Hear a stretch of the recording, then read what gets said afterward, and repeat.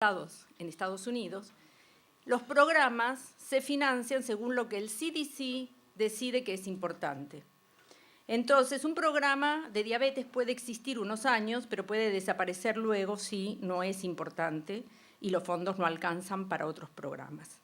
Entonces, la promoción y promoción, lo que serían los ministerios de salud provinciales e incluso el federal, están definidos por qué subsidios, es como si la provincia tuviera que aplicar con proyectos de investigación, proyectos de programas, a dinero que compiten los 50 estados de Estados Unidos para poder tener sus programas. Así aparecen y desaparecen programas con una visión totalmente fragmentada, porque entonces son programas solamente dirigidos por enfermedades. No hay una concepción de promoción de la salud, está totalmente medicalizada. O sea, esto es un ejemplo de hasta dónde se ha llegado con esta concepción no integral de la salud, no universal, porque entonces se focaliza absolutamente cuáles son los grupos de riesgo, a cuáles voy a atender, pero que además va a estar muy determinada por cuánta es la cantidad de financiamiento que tengo. Esto que en Colombia dicen, pero apúrese, porque se acaba, digamos, esto es así, o sea, no importa la cantidad epidemiológicamente, qué cantidad de población necesita este tipo de cobertura. La cuestión es cuánta plata tengo. Entonces, si yo sé que tengo para cubrir el 15% de la población con un programa, no voy a estar difundiendo que este programa existe. El que se entera, entra o no entra. Esto funciona así en los Estados Unidos, el país más rico del mundo y con, por otra parte, el gasto más alto del mundo en salud. Entonces, la pregunta es, ¿en qué gastan? Bueno, gastan en lo que estos grupos deciden que es importante gastar. En relación a todas las fundaciones internacionales, como la Gates, la Rockefeller, que Oscar señaló, y tantas otras, el problema que están generando ahora es en los países con sus programas globales, es que ellos están definiendo también, así como internamente se define el financiamiento en Estados Unidos, están definiendo cuál es la política que se apoya, qué grupos, a qué grupos se le da dinero, y están interviniendo directamente en ese sentido, manipulando el financiamiento, qué tipo de temas son los importantes en salud y qué grupos son los que pueden ejecutar este tipo de investigaciones, las políticas locales de los países. Y piensen ustedes que a lo mejor en Argentina no es tanto, pero imagínense países como África o países de América Latina mucho más pobres que Argentina. Lo que cabe aclarar es que todo este proceso, al comienzo, el capital financiero disputó con el complejo médico-industrial, dado que sus formas de acumulación son, en principio, opuestas. Uno gana limitando el acceso a las prácticas y el otro gana vendiendo más. Entonces, aparentemente, cuando el capital financiero se instala en salud, lo venden como un comprador inteligente que va a reducir costos, porque va a comprar lo que hacen racionalmente, lo que hace falta para la población. Esto obviamente nunca operó, lo único que operó es que el capital financiero lo que quería era retener la mayor cantidad de dinero del que le daban para administrar las prestaciones de salud y dirigirlo a cualquier otro sector de la economía que le fuera rentable. Este es el primer paso que supone la instalación del capital financiero. No solo que es un actor nuevo en el sector que quiere parte del reparto de la torta, sino que además es un sector que básicamente por su estructura económica lo que hace es llevar el dinero que gana en un sector a cualquier otro que le dé más rentabilidad. Entonces es un gran extractor de recursos del sector salud hacia cualquier otro sector. El grupo Excel en Argentina fue el máximo exponente de esto, donde tenían fábrica de alfajores, Musimundo, cualquier cosa y planes de salud.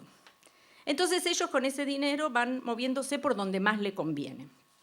No son sectores interesados en salud, sino que son sectores interesados en reportar al capital que invierte en todas estas empresas de las cuales los inversores no saben ni cuáles son.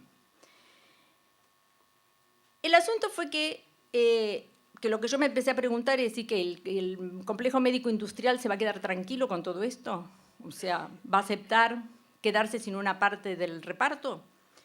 Entonces empecé a observar qué reformas, que yo le llamo silenciosas, hace empieza a ser el sector, especialmente la industria de fármacos y tecnología.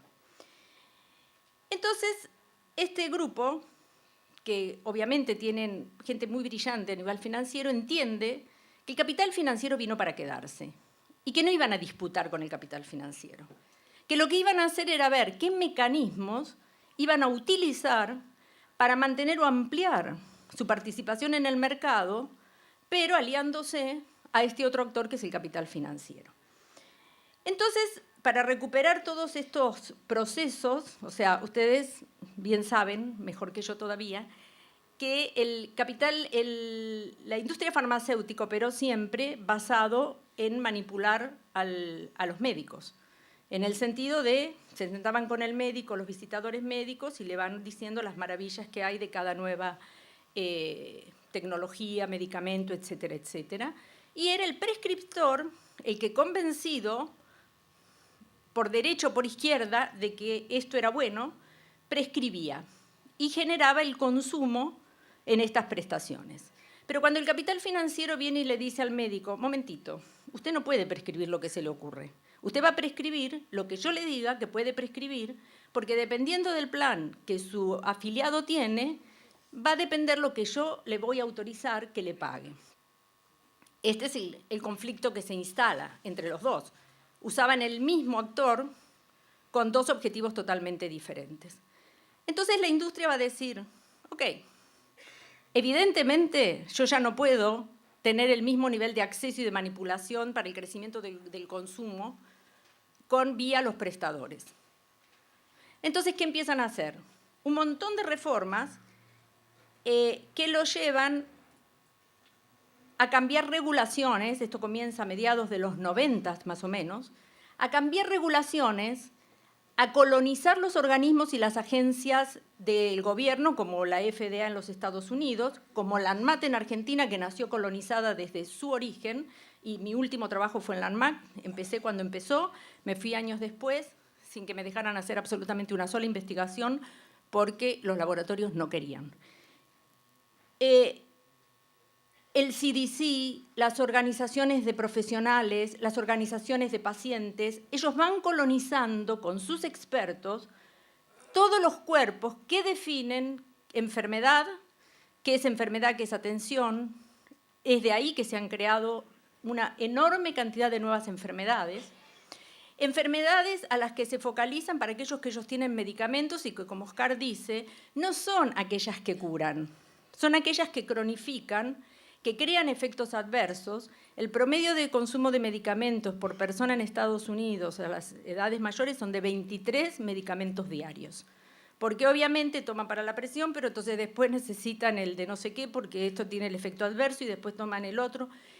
Y este es el negocio que claramente, porque yo creo que también hay una transparentización enorme del capitalismo, en el sentido que un alto ejecutivo de Merck dijo a mediados de los 90, venderle medicamentos a los enfermos no es suficiente negocio. Tenemos que venderle a los sanos. Y esto es lo que hicieron y lo que están haciendo.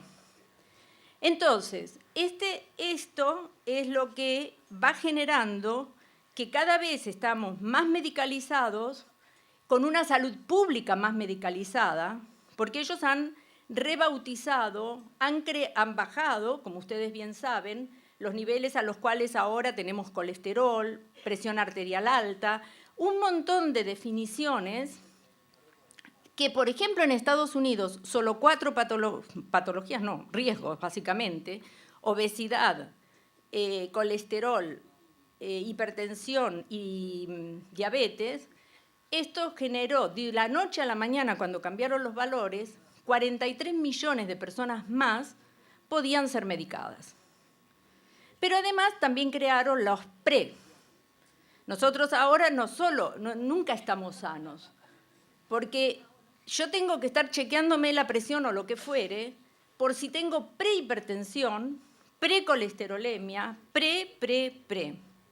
Entonces, esta es la idea que instalan. Instalan una idea donde no hay nadie sano, no existe ya más este concepto. Los niños no están sanos porque en vez de ver cuáles son la problemática social y política, lo que vamos a ver es que este niñito es muy desatento y muy inquieto, y este sistema educativo no se lo banca. Entonces vamos a ponerle una pastillita, porque es pastillita para casi todo lo que se nos pueda ocurrir. Entonces, esto es lo que ellos han creado. Han ido directamente a los consumidores en Estados Unidos con publicidad directa de medicamentos bajo prescripción en la televisión. Hay 2 países en el mundo, Nueva Zelanda y Estados Unidos, que lo permite, donde se le enseña, pero en otros países, como yo digo, ellos toman las formas criollas y van inventando cómo hacerlo. En nuestros países hacen las campañas de concientización. Ellos van viendo qué le permite la legislación y ahí van metiéndose. El asunto es que la gente, educan a la gente cuáles son los signos y síntomas de las enfermedades.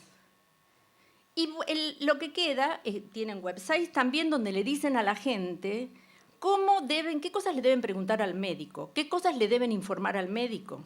Entonces, usted va a ir al cardiólogo, acá tiene todo lo que le tiene que preguntar, decir o hacer con el médico. Entonces, lo que hacen en Estados Unidos, no se puede comprar ninguna cosa por prescripción sin la receta médica.